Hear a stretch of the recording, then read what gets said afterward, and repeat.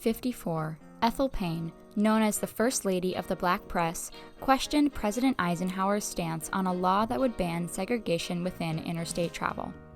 The president's vehemence against her question inspired the important role Payne would go on to play in communicating the Black perspective through journalism. In the past, civil rights issues were overlooked in the media, but Payne's questions highlighted to the white press the inequalities faced by African Americans. Ethel Payne's style of subjective journalism communicated racial disparities to a larger audience, which continues to define journalistic advocacy. In the mid-20th century, integrated workspaces were not common, especially in the field of journalism. Reporters were conditioned to write about issues specific to their own race. National media attention was dominated by the white press, which ignored the subject of racism. The Black press was virtually unknown to white audiences, but had robust reporting on race relations and other issues pertinent to Black readers. White audiences were reading the New York Times, Washington Post, and other publications that covered civil rights issues solely through the white lens. The most widely respected newspaper of the Black press was the Chicago Defender, which was the main news source for many African American readers living in the segregated South. Like the majority of the Black press, the Defender's perspective included opinions throughout all their news stories and rarely remained neutral when reporting on race issues. The Defender viewed it as a necessity to bring racism to the forefront of the conversation, where the white press was not. But this was also broader, because white America lived in complete ignorance of African American culture and life. No white reader was subscribing to the Chicago Defender. They were getting the Boston Globe, the Washington Post, the Minneapolis Star, other papers like that. So just like segregation separated the two cultures, so did the segregation in the media separate the two cultures. So a lot of the beginning of the Civil Rights movement was only reported in the white press when it got to a certain point. But if you'd been reading the Chicago Defender, you'd already know about it because they were covering the front lines of the Civil Rights movement.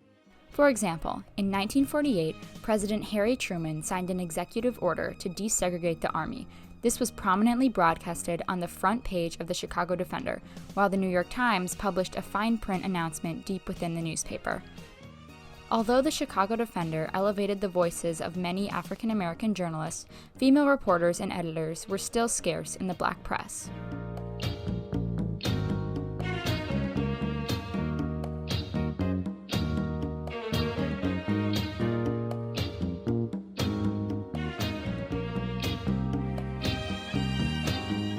Growing up in 1920 Chicago, Ethel Payne faced discrimination in school, where she was constantly threatened by white neighbors because she was one of the few Black children to attend. She studied at the City Colleges of Chicago after having her application to the University of Chicago rejected because she was a Black student. Inspired by her experiences of injustice, she later started a scholarship fund for Black students. After finding an opportunity in a newspaper advertisement, Payne decided to take work in Japan. Because of her passion for writing, she began to record her observations of the unequal treatment of Black soldiers fighting in the Korean War in her journal. These entries, spotlighting the harsh segregation of the Army, were shared and published in the Chicago Defender through a fellow reporter. Her writing and advocacy from Japan was well received, and in 1951, the Chicago Defender offered her a permanent job. When she became a stronger journalist, she was sent to Washington, D.C. as a part of the White House Press Corps, one of 3 African American reporters out of 204 journalists. With the support of the NAACP, she learned to hold her ground as a reporter and ask straightforward, passionate questions. Her ability to influence public opinion in the Chicago Defender earned her the reputation as the First Lady of the Black press.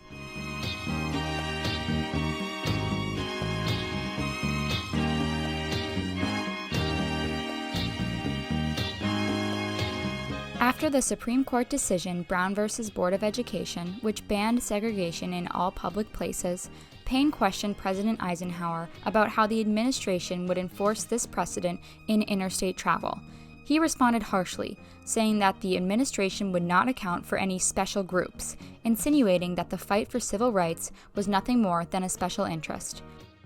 The next day, white and Black press alike published backlash against Eisenhower's response. This surge of interest in a civil rights issue in the white press led Payne to see her role in communicating racial disparities to her white peers. Being the only Black reporter in the room, she found other reporters oblivious to the challenges African Americans face daily. It was important for her to educate other press corps members on race, as their skin color gave them the privilege to push for change. Eisenhower's administration fought back against Payne, accusing her of taking an overly aggressive stance and going as far to conduct a full investigative report on her. Though they found nothing on her, Eisenhower never called on Payne for the remaining 7 years of his presidency. He did, however, claim civil rights as a priority to his administration by publicly announcing his support for desegregation.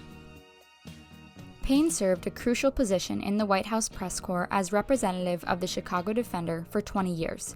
Unlike Eisenhower, Presidents Johnson, Kennedy, and Nixon recognized her role of communicating between the Black and white press and her prominence within the corps.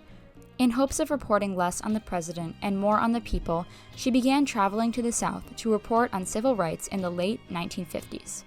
During this time, she furthered communication between the Black and white press by creating alliances with white reporters. While white reporters had access to racially segregated events, Payne had access to Black stories. Her perspective helped white readers become more aware of the tension in America. She published a series, South at the Crossroads, which covered events like the Montgomery bus boycott, the March on Washington, and other milestones of the civil rights movement before these stories reached the hands of the white press. During the Montgomery bus boycott, Payne communicated with the white journalists who were also reporting on the event. She did this by providing Black stories to the white press for an exchange of information regarding the Alabama government. The relationship that Payne forged with white reporters allowed her to communicate the unjust existence of Black Americans to white readers, who may have been oblivious to the struggle. So the Black press recognized right away they had a natural allegiance because they wanted the story to be correct in the white press. But equally important, the Black reporters were living in the community. I mean, Ethel Payne wasn't living in Montgomery, but when she went there, she was living in those neighborhoods. The white press was staying in white-only hotels. They had access to white officials who wouldn't give the time of day to a Black reporter. So they'd get together every day in this drugstore and they would share stories. The white reporters would give them notes on what the sheriff had said, and the Black reporters would give them information from the Black community.